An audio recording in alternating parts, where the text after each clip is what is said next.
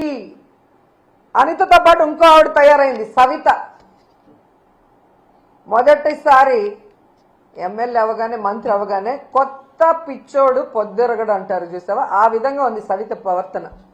తనకు ఓట్లేసి గెలిపించిన ప్రజలకి ఈరోజు మెడికల్ కాలేజీని పూర్తి చేయాల్సిన బాధ్యత మంత్రికి లేదా జిల్లాలో?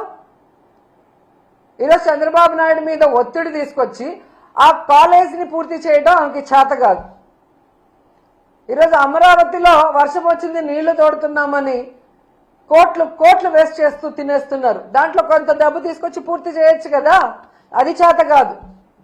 ఈరోజు మీ వెనకబడిన ప్రాంతం అనంతపురంలో పేద ప్రజలకి ఒక నాణ్యమైన వైద్యాన్ని అందించే విధంగా చంద్రబాబు నాయుడు కూడా చేయని ఆలోచన జగన్మోహన్ రెడ్డి గారు చేసి అక్కడ కాలేజీని నిర్మాణం స్టార్ట్ చేస్తే అది పూర్తి చేసుకోకుండా దాన్ని అమ్మకానికి కేబినెట్ లో పెడితే ఎలా సిగ్గు లేకుండా దానికి మద్దతు తెలిపావని సవితను అడుగుతున్నా నేను.